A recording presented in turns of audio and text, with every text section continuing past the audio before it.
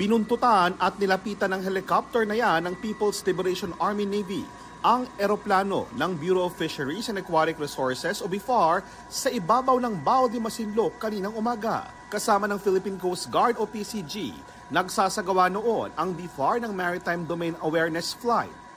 Sabi ng PCG, umabot sa puntong 3 metro na lang ang layo ng helicopter ng China sa eroplano ng BIFAR, na umano'y malinaw na paglabag sa International Aviation Regulations. Inilagay rin daw sa panganib ng chopper ang kaligtasan ng mga pasahero at piloto ng eroplano. Sabi naman ng China, iligal na pumasok sa kanilang airspace ang eroplano. Dati pang iginigiit ng China na kanila ang bahagi ng West Philippine Sea, kabilang ang Bao de Masinloc at ang Ayungin Shoal, na napag-usapan naman sa isang panel discussion sa Munich Security Conference sa Germany.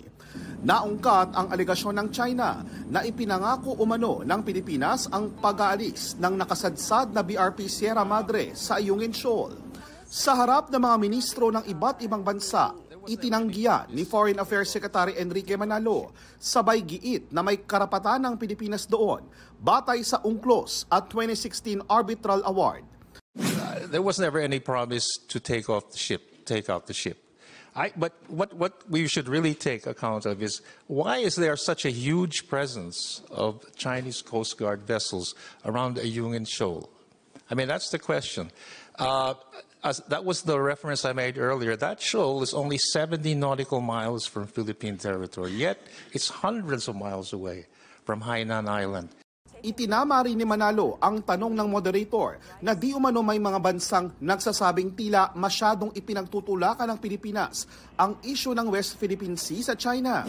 There is some worry within ASEAN countries as well about whether the Philippines has been too forward-leaning, despite its rights, right?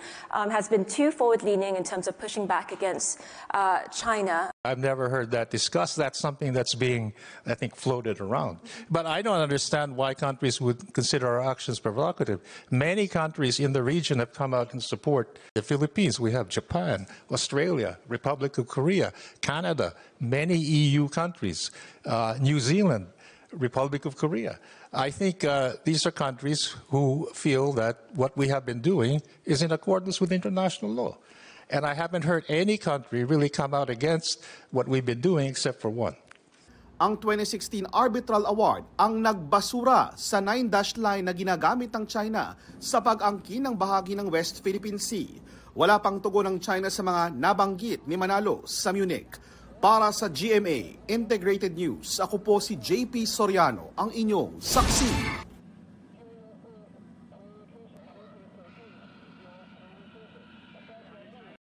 Mga kapuso, maging una sa saksi.